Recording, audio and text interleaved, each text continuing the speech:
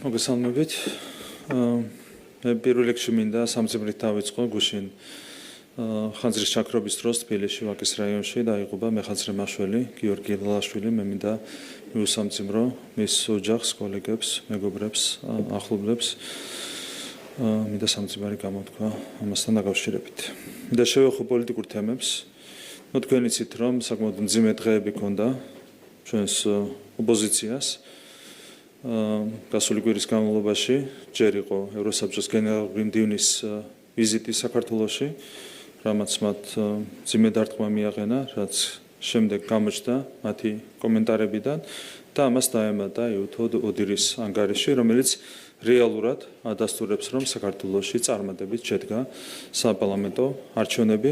კიდევ ერთხელ მინდა შეგახსენოთ ის, რაზეც ისაუბრა გუშინ საქართველოს პარლამენტის თავმჯდომარემ, რამდენიმე ძირითადი ბრალდება ჰქონდა ოპოზიციას და ასევე სალომე ზურაბიშვილს, ოპოზიციის ერთ-ერთ წარმომადგენელს ამ არჩევნებთან დაკავშირებით და ხუთივე ეს ძირითადი ბრალდება სრულად გააბათილა იუთო ოდირის ანგარიშმა. პირველი ბრალდება ეხებოდა გაჟონვას და ეს არავითარ არსებით თემად არ იქნა დაფიქსირებული იუთო ოდირის ანგარიში. რეალურად 76%-ში, უბნების 76%-ში საერთოდ ხმის ფარგლობის კუთხით არავითარი პრობლემა არ დაუდგენია იუთო ოდირს, დანარჩენ შემთხვევაში დადგინდა მხოლოდ ცალკეული შემთხვევები. ანუ პირველი ბრალდება მთლიანად გაბათილდა, რაც ეხებოდა ხმის ფარგლობას. რაც შეეხება იმიგრანტების მიერ ხმის მიცემას, ეს საკითხი საერთოდ არ მიიჩნია რელევანტურად იუთო ოდირმა, შესაბამისად ამ ნაწილშიც მათი ყალბი ბრალდებები მთლიანად იქნა გაბათილებული. მესამე კარუსელი გახსოვთ ამასთან დაკავშირებით, განცხადებები, ბრალდება იმასთან დაკავშირებით, რომ თითქოს 300,000 ხმა იყო გაყალბებული ასეთი მეთოდებით. ასევე გახსოვთ სალომე ზურაბიშვილის განცხადება იმის შესახებ, რომ ზუსტად 17-ჯერ აძლევდა ერთი და იგივე ამორჩეველი სხვადასხვა უბანში ხმას. ამასთან დაკავშირებითაც ბრალდება თავიდან ბოლომდე იქნა გაბათილებული. საერთოდ არ მიიჩნია ეს საკითხი რელევანტურად იუთო ოდირმა, ამაზე საერთოდ არ არის საუბარი იუთო ოდირის დასკვნაში. რუსეთის შარევა, ესეც კიდევ ერთი ყალბი ბრალდება, არავითარი მინიშნებაც კი არ არის ამასთან დაკავშირებით იუთო ოდირის დასკვნაში. რაც შეეხება ძალადობასთან დაკავშირებით საუბარია მხოლოდ იზოლირებულ შემთხვევებზე. შესაბამისად, ყველა ბრალდება იქნა გაბათილებული, რასაც აყენებდა ამ არჩევნებთან დაკავშირებით რადიკალური ოპოზიცია. შესაბამისად, იუთო ოდირმა კიდევ ერთხელ დაადასტურა მარტივი ჭეშმარიტება, რომ საქართველოში საპარლამენტო არჩევნები წარმატებით შედგა. შესაბამისად, კიდევ უფრო დამძიმდა ემოციური ფონი ოპოზიციაში, ასევე კიდევ უფრო მეტად დაუმძიმდა ემოციური ფონი ქალბატონ სალომე ზურაბიშვილს და მისტერიულ ფონზე გუშინ საინტერესო დისკუსია შედგა სალომე ზურაბიშვილსა და რადიკალური ოპოზიციის სხვა წარმომადგენლებს შორის, მათ შორის ინჯოების წარმომადგენლებს შორის. ჩვენ გვეუბნებიან, რომ მათ არ ვიცი რა წრეში ჰქონდათ სერიოზული მსჯელობა არჩევნების დანიშნვასთან დაკავშირებით და რეალურად შეკრება ოპოზიციური სპექტრი და ინჯოები სალომე ზურაბიშვილმა სწორედ იმ განზრახვით, რომ მას გუშინ უნდა დაენიშნა საპარლამენტო არჩევნები. მიზანი იყო ცხადი აჟიოტაჟის შექმნა, ხედავთ რომ ხალხი აღარ მონაწილეობს შეკრებებში, გუშინ სრული მობილიზაცია ჰქონდათ გამოცხადებული და აქაც კი 3,000 კაცამდე ძლივს შეკრებას. შემდეგ ხედავდით რომ აზიარებდნენ შარშანდელი აქციის ფოტო მასალას. პირველი ხალხი აღარ დადის აქციებზე, ვერ მოახერხეს მთელი ამ კვირების განმავლობაში პოლიციის გამოწვევა, ვეღარ ახერხებენ ძალადობით პოლიციისთვის, ასე ვთქვათ, ასეთი გამოწვევის შექმნას. შესაბამისად არის მძიმე ემოციური ფონი და არის ერთგვარი ისტერიული მდგომარეობა რადიკალურ ოპოზიციაში და ეს აისახება ბუნებრივია სალომე ზურაბიშვილზეც. შედგა საბოლოო ჯამში ბრიფინგი, თუმცა ნახეთ რომ ეს ინიციატივა ამ ბრიფინგზე არ გაჟღერდა. ვიღაც ჭკვიანმა ურჩია სალომე ზურაბიშვილს ეს არ გაეკეთებინა. რაც შეეხება არჩევნების დანიშნვას, აქ სამართლებრივად მარტივად არის საქმე. არჩევნების დანიშნვას აქვს 3 კონკრეტული საფუძველი ჩვენი კონსტიტუციისა და კანონმდებლობის მიხედვით. რაც შეეხება ხელახალ არჩევნებს, ხელახალი არჩევნები შეიძლება დაენიშნოს მხოლოდ იმ შემთხვევაში, თუ ცესკო ან სასამართლო, მათ შორის საკონსტიტუციო სასამართლო არჩევნების შედეგებს გააბათილებს. თქვენ იცით, რომ ცესკომ შეაჯამა არჩევნების შედეგები. სასამართლოშიც განხილული იქნა ყველა საჩივარი და საკონსტიტუციო სასამართლოს მიმართა თავად სალომე ზურაბიშვილმა ოპოზიციურ პარტიებთან ერთად, NGO-ებთან ერთად და საკონსტიტუციო სასამართლომაც დაადასტურა არჩევნების ლეგიტიმურობა. შესაბამისად, ხელახალი არჩევნების დანიშნვის საფუძველი არ არსებობს ჩვენი კონსტიტუციის და კანონმდებლობის თანახმად. რაც შეეხება მორიგ არჩევნებს, მორიგი არჩევნები ინიშნება მას შემდეგ, რაც პარლამენტს ამოეწურება უფლებამოსილების 4 წლიანი ვადა, ცხადია რომ ეს საფუძველიც არ არსებობს და რიგარეში არჩევნები კონსტიტუციის თანახმად ინიშნება ერთადერთ შემთხვევაში, როდესაც პარლამენტი ნდობას არ უცხადებს მთავრობის შემადგენლობას, როგორც მოგეხსენებათ პარლამენტმა ნდობა გამოუცხადა მთავრობის შემადგენლობას, შესაბამისად ეს მესამე საფუძველიც არ არის სახეზე. აქედან გამომდინარე, რა თქმა უნდა, პრეზიდენტის შესაბამისი გადაწყვეტილება, განცხადება იქნებოდა სრულიად კომიკური, თუმცა კომიკურთან ერთად ეს იქნებოდა სისხლის სამართლის დანაშაულიც, სისხლის სამართლის კოდექსში არის შესაბამისი ჩანაწერები, რომლებიც ასეთი ქმედებისთვის ითვალისწინებს მრავალწლიან სასჯელს თავისუფლების აღკვეთის სახით. კიდევ ერთხელ ვიტყვი, რომ ვიღაც შვიანმა ურჩია სალომე ზურაბიშვილს ეს არ გაეკეთებინა, მან საბოლოო ჯამში ითხოვა ერთი დღე, დღეს 9 საათამდე და კიდევ აქვს მოსაფიქრებელით, რომ ამისათვის ნახოთ ვინ გადაწონის, ვიღაც შვიანი თუ სალომე ზურაბიშვილი, რომელიც არ არის ვიღაც შვიანი. საბოლოო ჯამში შეიძლება ითქვას ის, რომ deep state-ი არ ჩერდება. თუმცა მე ერთი რამ შემიძლია გითხრათ, ხელისუფლება ბოლომდე მიიყვანს დაწყებულ საქმეს და არა მხოლოდ სახელმწიფოს დაიცავს, არამედ სისტემასაც ბოლომდე გაწმენს აქაური deep state-ის არჩევნებისგან. ეს არის რა თქმა უნდა ჩვენი პასუხისმგებლობა ქართული სახელმწიფოს წინაშე და ჩვენი საზოგადოების წინაშე. მადლობა. მოგესალმებით ბატონო ირაკლი. კიჩხიკვაძე ტელეკომპანია იმედი. თქვენ ისაუბრეთ არჩევნების მოთხოვნასთან დაკავშირებით და გუშინაც გაჟღერდა მათ შორის სალომე ზურაბიშვილის და ოპოზიციის მოთხოვნად. ეს თქვენ თქვით, რომ კონსტიტუციის მიხედვით არ აქვთ მათ არანაირი ხელჩასაჭიდი. აი რა მუხლით ხელმძღვანელობენ მაშინ, რა აქვთ ახლა მათ წინაპირობა, როდესაც ამას ამბობენ ასე ღიად? რეალურად არავითარი ასეთი მუხლი და სამართლებრივი საფუძველი არ არსებობს. ეუთოდირმაც ბოლომდე ყველანაირი საფუძველი გამოაცალა მათ ნებისმიერ მცდელობას, რომ განახორციელონ საბოტაჟი. შესაბამისად, ეს არის რაღაცა ისტერიული მსჯელობები, რაც წარიმართება რადიკალური ოპოზიციის რიგებში. გუშინ ასეთი ისტერიული მსჯელობა შედგა სალომე ზურაბიშვილის რეზიდენციაში, მან რეალურად პრეზიდენტის რეზიდენცია აქცია ახალ პანჩატურად, ადრე იყო შალვან ათელაშვილის პანჩატური და ახლა არის სალომე ზურაბიშვილის პანჩატური. ყველაზე დასანანი ის არის, რომ მან ასეთ სივრცედ აქცია სწორედ პრეზიდენტის სასახლე. კი ბატონო, მინდა გკითხოთ ლორა თორნტონის სტატუსთან დაკავშირებით. ის არის მაკეინის ინსტიტუტის გლობალური დემოკრატიის პროგრამების დირექტორი და მან X-ზე დაწერა ასეთი რამე, რომ ქართულო ოცნებავ შენი დღეები დათვლილია. არის თუ არა ეს ღია მუქარა თქვენთვის და რისი თქმა სურს ამით მაკეინის ინსტიტუტს? ლორა თორნტონი სერიოზული ადამიანი არ არის, შესაბამისად მას სერიოზულ კომენტარს ვერ გავაკეთებ, თუმცა რაც შეეხება მაკეინის ინსტიტუტს, აქაც არის პირდაპირ deep state-ის, ასე ვთქვათ, გამოვლინება. ეს ადამიანები ვერ ეგუებიან იმას, რომ ვერ დააბრუნეს ხელისუფლებაში კოლექტიური ნაცმოძრაობა, ხო, ადამიანები, რომლებიც გამოირჩეოდნენ თავის დროზე 2012 წლამდე წამებით, მკვლელობით, ბიზნესის რეკეტით, ხელისუფლების მიერ ასე ვთქვათ, რუსეთისთვის ტერიტორიების ჩაბარებით და ასე შემდეგ, ხო? ვერ შეეგუენ იმას, რომ ამ ძალებმა ვერ დაიბრუნეს ხელისუფლება, ვერ დაიბრუნეს ძალაუფლება, თუმცა რა თქმა უნდა, მათ მოუწევთ შეეგუონ ბედს, ზუსტად ისევე, როგორც ამის გაკეთება მოუწევს რადიკალურ ოპოზიციას.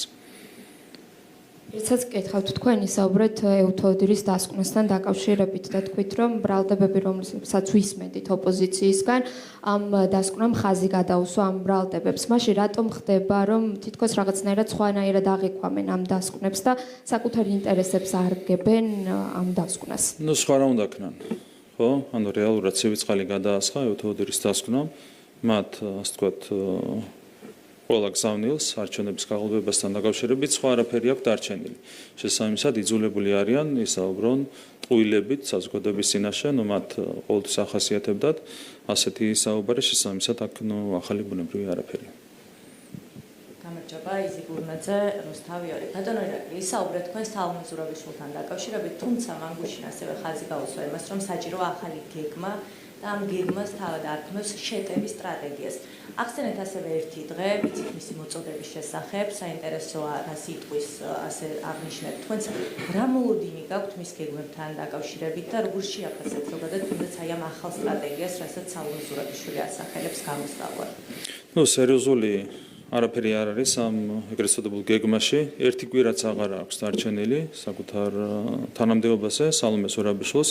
შესაბამისად, ამ ერთი კვირის განმავლობაში ის ვერაფერს ვერ გააკეთებს. მართალია ზოგიერთი ევროპელი პოლიტიკოსი და ჩინოვნიკი აცხადებს იმას, რომ 29 დეკემბრამდე კიდევ ბევრი რამ შეიძლება მოხდეს, მაგრამ მე გარწმუნებთ, რომ არავითარი ბევრი რამ 29 დეკემბრამდე არ მოხდება. Deep State საქართველოში ვერ გაიმარჯვებს, რადიკალური ოპოზიცია ვერ გაიმარჯვებს, შესაბამისად, ვერავითარი სერიოზული გეგმა რადიკალური ოპოზიციის მხრიდან, მათ შორის სალომე ზურაბიშვილის მხრიდან ვერ იქნება, რა თქმა უნდა, წარმოდგენილი. 29-ში მას მოუწევს თანამდებობის დატოვება, ნახოთ სად გააგრძელებს ის ცხოვრებას, გისოსებს მიღმა თუ გისოსებს გარეთ.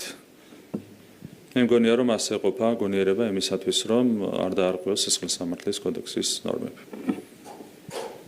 მაშინ სალომე ქოქიაშვილი პირველი არქივადნაკლები მაშინ ისევ პრეზიდენტის თემას გავაგრძელებთ, თუმცა რამოდენიმეჯერ მოვისმინეთ მისგან და არა მხოლოდ მისგან, ასევე ვთქვათ ოპოზიციური პარტიების, ბარიერ გადალახული ოპოზიციური პარტიების წარმომადგენლებისგან, რომ ის მათთვის რჩება ლეგიტიმურ პრეზიდენტად.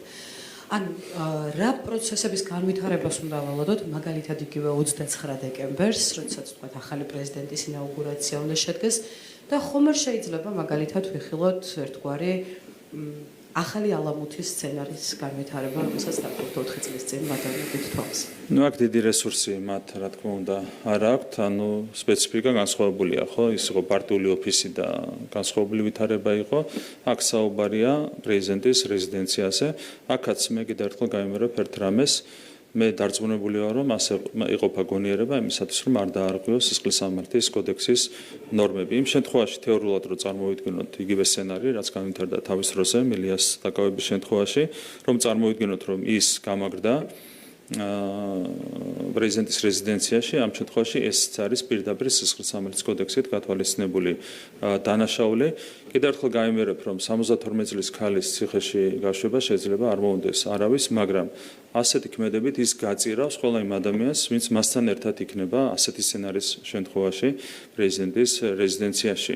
მე კიდევ ერთხელ ვეთქვი, რომ სხვა სცენარს ვარაუდობ, მე მგონია მას მაინც ეყოფა გონიერება იმისათვის, რომ არც თავად დაარღვიოს სისხლის სამართლის კოდექსი და არც ვინმე სხვას არ დაარღვევინოს ესეთი ნორმები, რომლებიც გაითვალისწინებს მათ მრავალწლიან პატიმრობას.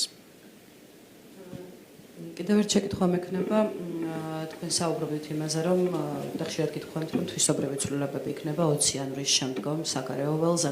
თუმცა მაგალითად კონგრესმენი ჯო ვილსონი წერს ახლა ტვიტერზე, რომ ესაუბრა სალომე ზურაბიშვილს პრეზიდენტს და მისი აზრითაც უნდა შედგეს ვთქვათ ხელახალი არჩევნები. თუმცა თუ გავითვალისწინებთ, რომ ის რესპუბლიკელია, ამ შემთხვევაში რასთან გვაქვს საქმე? თავარი არის რას გააკეთებს დონალდ ტრამპი. დონალდ ტრამპმა აღნიშნა, რომ მისი მიზანია ამერიკის შეერთებული შტატების სტრუქტურების გათავისუფლება Deep State-ისგან, ყველანაირი ნარჩენისგან. თუ ამას გააკეთებს, ამ შემთხვევაში ეს პირდაპირ აისახება დადებითად საქართველოს ინტერესებზე და ასეთ პირობებში გაჯანსაღდება ურთიერთობები საქართველოსა და ამერიკის შეერთებულ შტატებს შორის. შესაბამისად, თავარია ის თუ რას გააკეთებს დონალდ ტრამპი და არა ის თუ რას გააკეთებს რომელიმე კონკრეტული სხვა პოლიტიკოსი. გამარჯობა, ტელეკომპანია პოზიტივი ბორენა ონიანი, ტულსი გაბარდი, რომელსაც ტრამპი დაზვერვის ხელმძღვანელად მოიაზრებს, აკეთებს განცხადებებს, რომ ბაიდენი და კამალა ჰარისი არასდროს არ იღებდნენ გადაწყვეტილებებს. თქვენ ხშირად საუბრობთ გლობალური ომის პარტიაზე, ახსენეთ ასევე Deep State-იც და მე მაინტერესებს თქვენი შეფასება, ვინ იღებს დღეს გადაწყვეტილებებს ამერიკის შეერთებულ შტატებში. ჩვენ ამ პრობლემაზე დიდი ხანია საუბრობდით, ეს არის არაფორმალური გავლენები და Deep State არის ამ არაფორმალური გავლენების მთავარი ინსტრუმენტი, გლობალური ომის პარტიის მთავარი ინსტრუმენტი, რაზეც საუბრობდით მთელი ამ პერიოდის განმავლობაში ჩვენ იმაზე აქტიურად დაიწყეს საუბარი დონალდ ტრამპის გუნდის წევრებმა. ეს არის რეალობა. ხო თქვენ გახსოვთ, თავიდან ძალიან გაუჭირდა ქართულ საზოგადოებას ამ გზავნილების მიღება, თუმცა საბოლოო ჯამში ყველამ დაინახა, სად იყო სიმართლე, რა თქმა უნდა, ყველა ძალიან კარგად ესმის, რომ ამ 4 წლის განმავლობაში ჯო ბაიდენი არ მართავდა ამერიკის შეერთებულ შტატებს. მას უბრალოდ ამის რესურსი არ ქონდა. რეალურად დღის შუქზე გამოვიდა ეს პრობლემები, რაც ჰქონდა ამერიკის შეერთებულ შტატებში ოფიციალურ სტრუქტურებს, იგივე პრობლემები აქვს ევროკავშირშიც ოფიციალურ სტრუქტურებს. ანუ რაზეც ჩვენ საუბრობდით ამ 3 წლის განმავლობაში ძალიან აქტიურად, პრაქტიკულად ამაზე უკვე ტრამპის ადმინისტრაციის მომავალი წევრები საუბრობენ. ეს არის ის რეალობა, სამწუხარო რეალობა, რაც იყო ამ 4 წლის მანძილზე შექმნილი. როგორც ამერიკის ისე ევროკავშირის ოფიციალურ სტრუქტურებში, ჩვენ გვაქვს ძალიან დიდი იმედი, რომ ორივე მიმართულებით ამ deep state-ის პრობლემას სრულად დაიცლება. ამაზე არის კიდევ ერთხელ გამიმერებ დამოკიდებული საქართველოს-ამერიკის შეერთებული შტატების ურთიერთობების გაჯანსაღება და ასევე საქართველოს-ევროკავშირის ურთიერთობების გაჯანსაღება. კი ბატონო, თქვენ კიდევ ერთი შეკითხვა მექნებათ, შეიძლება ლონდონის სიტყვებთან დაკავშირებით უკვე ისაუბრეთ და ჩვენ ასევე შეგვიძლია გავახსენოთ მარკ კეინის ანგარიში, ორი ანგარიში, სადაც ღიად იყო საუბარი საქართველოში რადიკალურ პროცესებთან დაკავშირებით. ამასაც მინდა რომ გააკეთოთ. აქაც ნახეთ რეალურად რა სცენარიც ვითარდება ამ ერთ თვის განმავლობაში და ბოლო დღეების განმავლობაში. ის პირდაპირ იყო ასახული პრაქტიკულად მაკეინის ანგარიში. ჩვენი წარმომადგენლები, ჩვენი გუნდის წარმომადგენლები სიტყვით საუბრობდნენ იმაზე, თუ რა მოხდებოდა არჩევნების შემდეგ ჩვენს ქვეყანაში და ყველაფერი ახდა ზუსტად ისე, როგორც ამაზე გუნდის წევრები საუბრობდნენ. თქვენ შეგიძლიათ ამოიღოთ კონკრეტული განცხადებები, რასაც აკეთებდნენ ჩვენი გუნდის წევრები, ჩვენი გუნდის ლიდერები, რასაც ველოდით საპარლამენტო არჩევნების შემდეგ ზუსტად იგივე ხდება. მათ შორის იმის ჩათვლით, რომ სალომე ზურაბიშვილი არ შეეგუებოდა თანამდებობის დატოვებას და ასე შემდეგ ის შემოიკრებდა ამ თემის გარშემო რადიკალურ ოპოზიციას. ეს არის ის სცენარი, რომელიც არის დაწერილი ქვეყნის გარეთ. და ეს ადამიანები არიან უბრალოდ უცხოელი აგენტები, რაც დაუწერეს მაკეინის ინსტიტუტის პატრონებმა ამ ადამიანებს, უცხოელ აგენტებს საქართველოში, ზუსტად იმ სცენარს მიყვებიან. აქედანაც ჩანს კიდევ ერთხელ ის, რომ რადიკალურ ოპოზიციას აქვს ნულოვანი დამოუკიდებლობა, ისინი არიან ჩვეულებრივად უცხოელი აგენტები, დაკეთებენ არა იმას, რაც შედის ჩვენი ქვეყნის ინტერესებში, არამედ იმას, რასაც ავალებენ უცხოელი პატრონები. დიდი მადლობა.